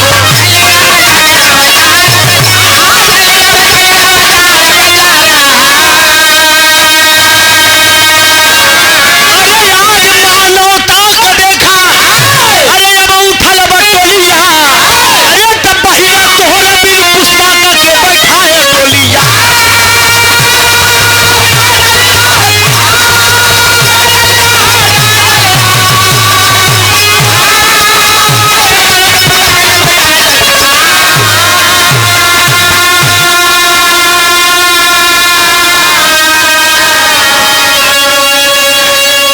थाने में फोन गया, प्रशासन आया। जब प्रशासन आया, प्रशासन को लोग मारने पीटने लगे ड्राइवर को, तो ड्राइवर सारा बयान कर दिया। मेरी कोई गलती नहीं है, जो गलती है इस दूल्हे की है, यही हरकत किया है। दूल्हा समेत 5 साथी उसी जनमास के अंदर हथकड़ी लगी और जेल के लिए रवाना। अब वो लड़की पुष्पा क्या कर रही है, वो कहती है लाखपति नलायक, कुछ भी था, मेरी मांग में सिंदूर भर दिया, 7 फेरे मैंने इसके साथ ले लिया, ये नलायक मेरा पति बन गया। जाओ, तू इतनी बड़ी घटना घटा दिया, तू जेल जा रहा है, तेरे नाम का सिंदूर जिंदगी भी लगाऊंगी, लेकिन गैर मर्द से शादी नहीं करूंगी। हमारे सेठ जी एक नेक इंसान थे। सेठ जी बोले कि बेटी मैं बहू तो नहीं बन पाई अब, इसलिए कि मेरा बेटा नालायक निकल गया, लेकिन मैं इतनी समाज के सामने, प्रशासन के लोगों के सामने वादा कर रहा हूँ, तेरी इच्छा चाहे मेरे घर चल के रह या अपने मैके में रहूं, लेकिन वो कहती है नहीं बाबूजी मैं नहीं जाऊंगी। क्या करूंगा ऐसे ससुराल जाके, ऐसे नालायक पति की पत्नी बनके, मैं जिंदगी भी चूल्हा चौका बर्तन करके अपने बाप के यहाँ मजदूरी करके बिता लूंगी, लेकिन ससुराल नहीं जाऊंगी। सेठ जी वादा करते हैं कि मैं पूरी जिंदगी तेरा खर्च उठाने के लिए तैयार हूँ, तेरी मर्जी जो वो करो, तू दूसरी शादी भी करना चाहो तो कर लो। वो कहती है नहीं मैं इसी का मांग का सिंदूर भरूंगी, पूरी जिंदगी में बिता दूंगी, लेकिन अब किसी गैर मर्द से शादी नहीं करूंगी। सोचिए, ये कांड मेरा गाने का मतलब ये है कि आज के जमाने के जो आज के समाज, आज के नौजवान हैं, उन लोगों के ये संदेश है कि आप कहीं भी रहिए, किसी के यहाँ जाइए आइए, लेकिन अपनी नीयत को बरकरार रखिए, नीयत नहीं गंदी होनी चाहिए। इतनी खूबसूरत उसकी औरत थी पुष्पा, अपने में नहीं संतुष्ट था, लेकिन सोचिए सहेली से दिल लगा लिया, वो भी एक तरफा प्यार किया। लड़की अगर चाह लेती तो ठीक था, लेकिन हरामखोर जबरदस्ती किया उसके साथ, उसकी इज्जत लूटा तो लूटा। उस लड़की को मार भी डाले साले। ये समाज का कहाँ न्याय है? सोचिए, इसीलिए कह रहा हूँ धर्मेंद्र जी, कलाकार हो कहीं भी आओ कहीं भी जाओ, लेकिन नियत को अपना ठीक रखो। किसी के यहाँ आओ किसी के यहाँ जाओ, उठो बैठो बोलो चालो, लेकिन अपने ईमान पे एकदम खड़ा रहो, नहीं तो यही हाल होगा। ये जान लीजिए, ये दशा है समाज का। गायिका का तमाम मिले थे, खूब हंसी बोली, वो मजा ले थी, लेकिन चल गई थी अपने घरे चुमार पहुंच के अपने लड़कियों में संसा बजाई थी। आए है राम हो, नियत एकदम फिट रखा, जवानी घटी, आने जाने में कौन बुरा है? हरि गुरु को हाथ रहे, न आना बुरा है न जाना बुरा है, हसीनों से दिल का लगाना बुरा है। जब हम दूसरे से लगावत हुए अपने लड़कियां बच्चा में लगावा, बहुत बढ़िया सुकून मिली मेरे को, आज की जिंदगी मिलेगी। यही कांड मेरा गाने का मतलब था, समाज में एक संदेश भेजना। आओ जाओ कहीं भाई के ससुराल जाओ कहीं भी जाए, ऐसा भाई के ससुराल जाए तो सड़वैनी सेट करे लगा, नियत मत खराब, आओ जाओ खूब। यही मेरा संदेश है आप लोगों के बीच में, आखिरी भाव है।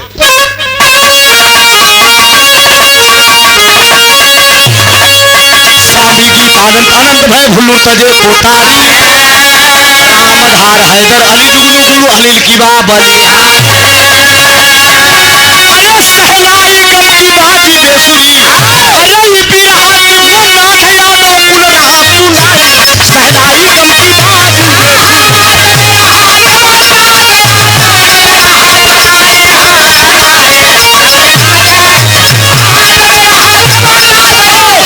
राजा हो तो है कैसे मनाई, दुल्हा हो तो है कैसे मनाई,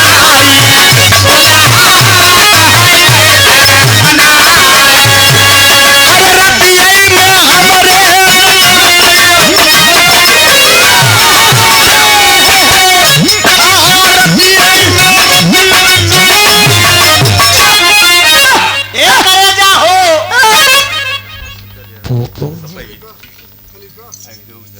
अच्छा अच्छा उमा शंकर यादव जी। हाँ भैया, और का हाल बात? अरे यार हाँ हुआ मतरी, अरे यार फिर पिताजी मतरी तो गाय रहे सुने रहे, हाँ पानी तो बरस के रहा, बड़ा ढेर हो जाए मोर भैया नंबर। अच्छा ठीक बा, ठीक ठीक सुना दे, एक चीज सुन ले, ठीक है सब हो जात। उमा शंकर हमरे उमर संग हम तो है नहीं जाने तू लोग आए है यार। उमा शंकर यादव जी बहुत बहुत वंदन, हमारे बड़े परम मित्र हैं ये लोग। अभी मतरी में भी रहा हुआ था दंगल में, पानी बरस के भैया हमार प्रियंका गाना रहा, वो कटी कटा होत रहा, लेकिन पनिया ही बरस गया। बुलाए हमार फिर देखा जाए। कहाँ रतिया में हमारे लगा गया उन्हाई, सैया हो तो है कैसे मनाई, रजऊ हो तो है कैसे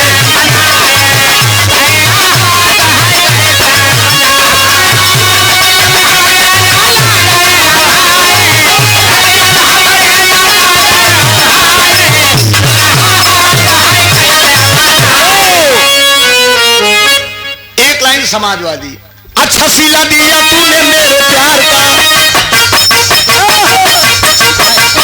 अच्छा सिला दिया तूने मेरे प्यार का, अरे प्यार में ही लूट लिया घर यार का, अच्छा सिला दिया तूने मेरे प्यार का, अरे प्यार में ही लूट लिया घर यार का। कहे काम करेंगे भाई, अब की भगाना है चोर चाई को, अरे अब की भगाना है चोर चाई को, अरे पीएम बनाना है अखिलेश भाई को, अब की भगाना है चोर चाई को, अब पीएम बनाना है अखिलेश भाई को,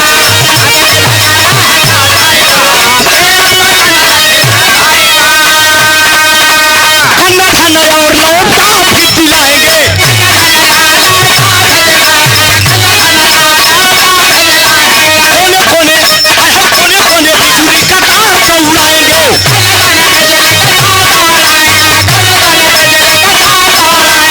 अब की भगाना है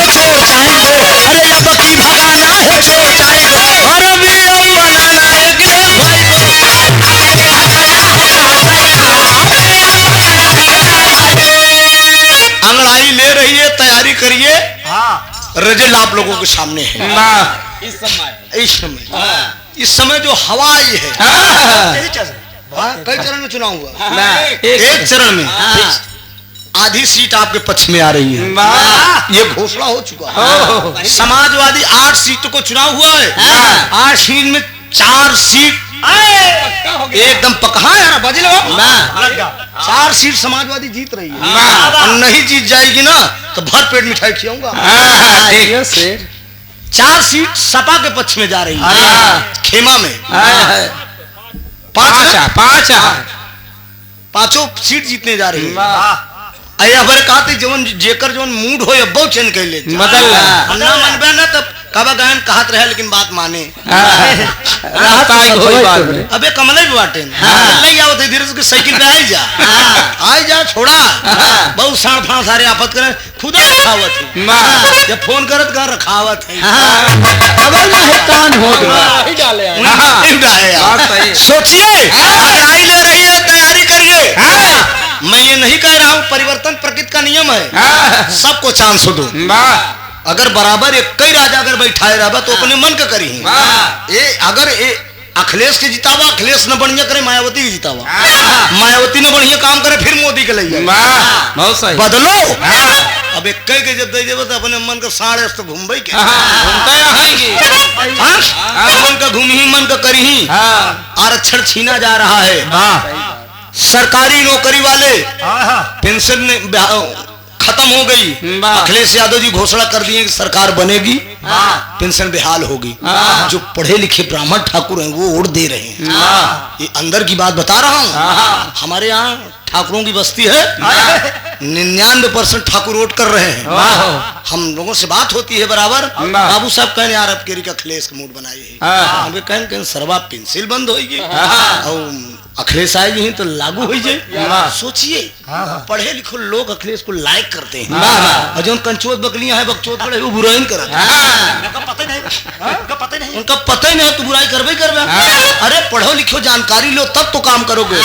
कन्नड़ हमें और लैपटॉप भी दिलाएंगे,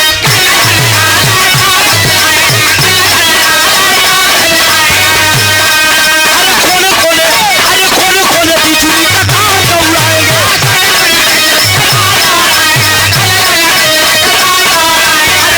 भगाना है चोर चाई को, अरे अब की भगाना है चोर चाई को, अरे पीएम बनाना है अखिलेश भाई को, अब की भगाना है चोर चाई को, अरे पीएम बनाना है अखिलेश भाई को।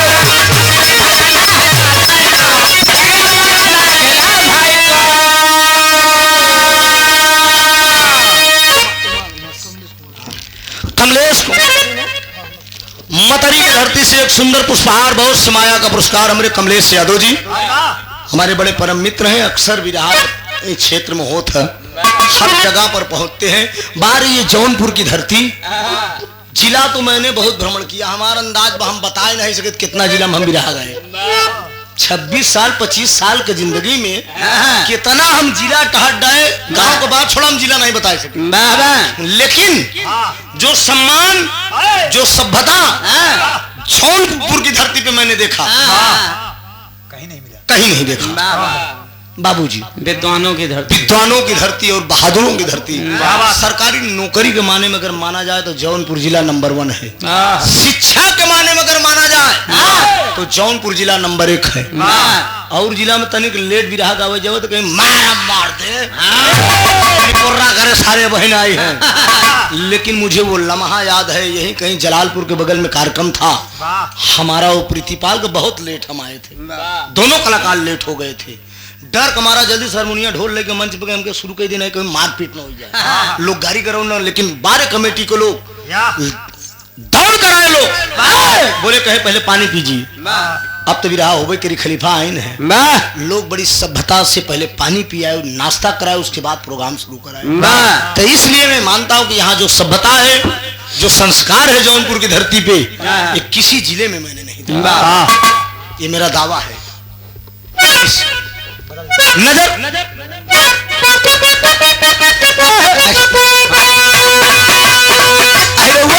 अपने मास्टर देखा इनका लाइन भाई पुराने जमाने का गाना घुंघुर पे फरमाइश रहे कि पार्टिया का गावे चाहते रहे, लेकिन अब जाए दे भाई हो ये पार्टिया को हाँ हाँ हो बहुत और गा रे हम सोचे का तो और बन जाए बाबू आओ चक्कर में रहे, लेकिन ना बनवाई दे दे पार्टिया वाले में लपटियान है बनवा ना ए बाबू हम समझे था इस सब दिल के बात ए भाई है अब कह रहे तू लोग हमरे कहे वोट दे दे, अगली बार हम तुम्हारे लोग को कहे दे दे ठीक है सब देने दे मिल हाँ ठीक है ए बाबूजी पहले के यादव लोग नगाड़ा पर घुंघरू बांध के फरी मार के भी रहा ऐसे दावत रहे कहे कतर कतर कौवा बोले कतर कतर कौवा बोले कतर राम जी का बगिया सीता के फुलवा कतर कतर कौवा बोले कतर राम जी का बगिया सीता के फुलवा तो में मुंह पठाव सतरा अरे तो में मुंह पठाव सतरा सिखाई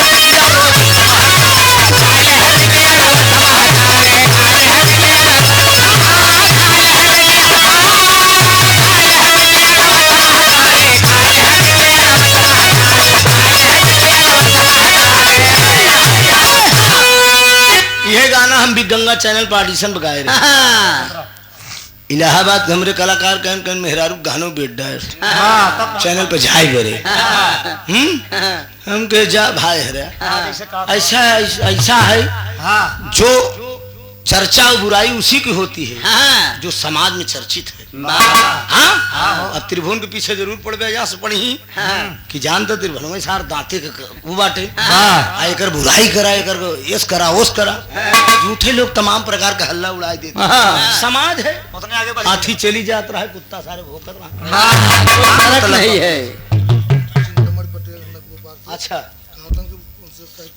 चार कहा था लेकिन हमसे लपटिया ने 5 बात। अच्छा ठीक बिल्कुल 5 करा चिंतामणि पटेल देखिए चिंतामणि पटेल नगुआ पार से खलीफा कहता है 4 हम लोग 5 में लपटियां एक ही मतलब पटेल भी सपोर्ट कर रहे हैं। बहुत बहुत धन्यवाद आप सबका, ये ऋणी रहेगा त्रिभुवन यादव अखिलेश की बातें धन्यवाद। परिवर्तन प्रकृति का नियम है, मैं नहीं कह रहा हूँ परिवर्तन करो, निश्चित है परिवर्तन कर डालो ना अखिलेश बने तो मायावती की जिताई डबा, लेकिन परिवर्तन कर दे बोला जब बदल देगा तो एक्शन खत्म हो जाए नहीं एक्शन बरकरार नहीं कहीं अपने मन के एकदम बर्रब का बुलडोजर चलत रहे सब सुने लगा रही भैया और भाव लैली लसूरी लसूरी बुवरी भैंसिया का बोल लैली लसूरी झमकरी बुवरी भैंसिया का बोल एक सेवा दूधवा सुनाओ के अरे एक सेवा दूधवा सुनाओ के पानी लेके पड़ैया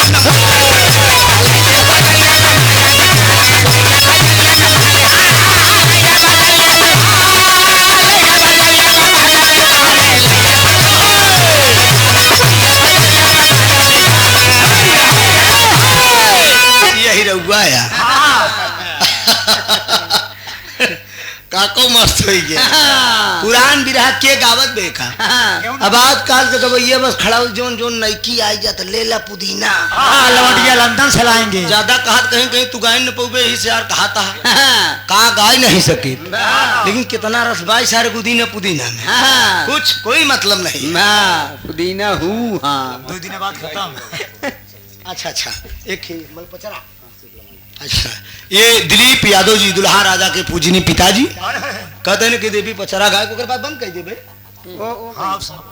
अच्छा उनका चांस दे दे 100 रुपया का पुरस्कार बताता सुखी के सब भैया लोग सुखी रहे। और देखा बाबू राम कैलाश सिंगावत रहे माघवी का पूछ बीता बीताएगा माघवी का पूछ बीता बीताएगा लगता ही फगुन पिया लग जाएगा माघवी का पूछ बीता बीताएगा लगता ही फगुन पिया लग जाएगा सोटा मोरे लगे सोना खाली लहुरीना ना दिया रे लहुरीना ना दिया बोलता बोला नाही भैया आएगा ना ताली के बहाने बाहर पूरा भैया बाबा सया अरे बाहर पूरा भैया बाबा सया बाहर पूरा भैया बाबा सया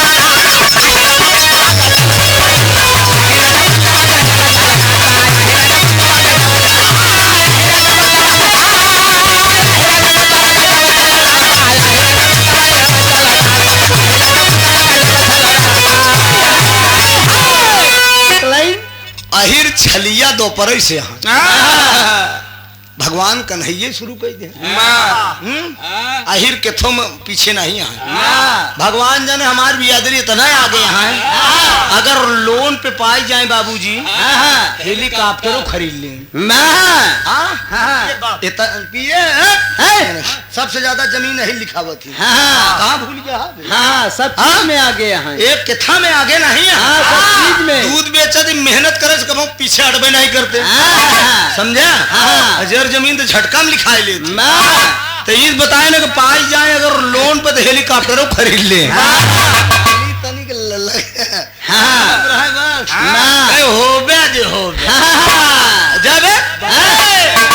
चल दे रास्ता में बल्टा लेके हमारे फाफा उफा पुल पे जब चल दे थी ना पी पी बजे उठे रहा जाते अरे बाप रोड तन क्यों दबका काय बहु मोदी योगी सरकार में काम करू तो कम है क्या यही से तो सब गड़बड़ावे के रहते का करे फिर हाँ तो हर लतमारू बन के नहीं नहीं आहिर कभौ कमजोर न रहे मैं जान ला अब लहरी बाबू को लाइन सुन ले कहा पिपरा के बात बड़ा गाता बैठा अरे पिपरा के बात बड़ा गाता बैठा भौजी तोरे लागेगा दक्षिणा बैठा पिपरा के बात बड़ा गाता बैठा भौजी तोरे लागेगा दक्षिणा बैठा हजारे जाने छुपे रावण नहीं हजारे जाने छुपे रावण नहीं अरे हजारे जाने छुपे रावण नहीं जाना तू अपने भगवान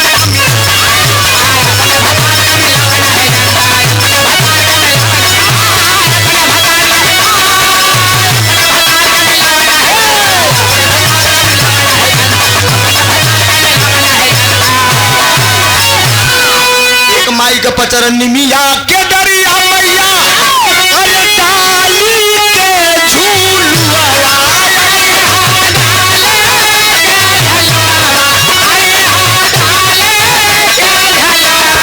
मैया मोरी भोरा में हो भोरा में मैया मोरी भोरा में हो भोरा में ना चीनी मारी के सनवा माई मोरी भोरा में हो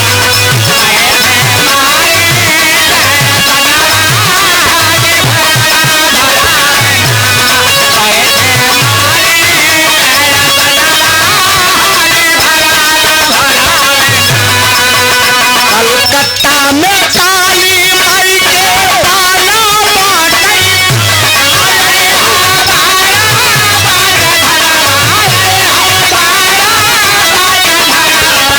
ए माई मोरी भोरा में हो भोरा में ना ए मैया मोरी भोरा में हो भोरा में ना कलकत्ता बाटई चरनामा माई मोरी भोरा में हो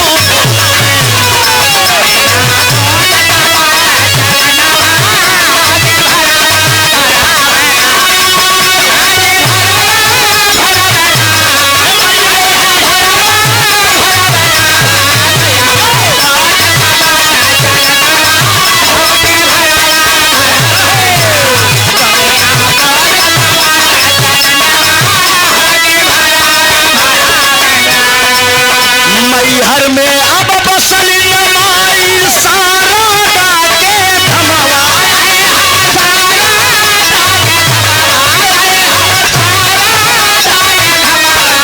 ए मैया मोरी भोरा में हो भोरा में ए मैया मोरी भोरा में हो भोरा में ना एलिनी मैया हो दरसनवा माई मोरी भोरा में हो भोरा में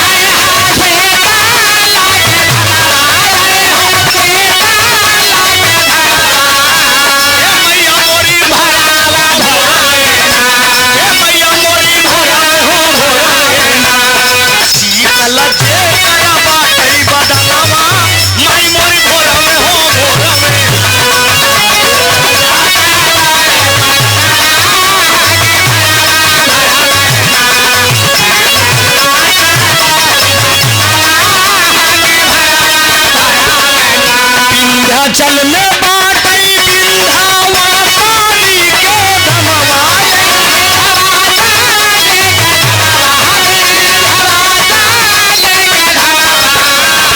मैया मोरी घोड़ा में हो घोड़ा में मैया मोरी घोड़ा में हो घोड़ा में दुनिया चूमता बाटई चरनावा माई मोरी घोड़ा में घोड़ा में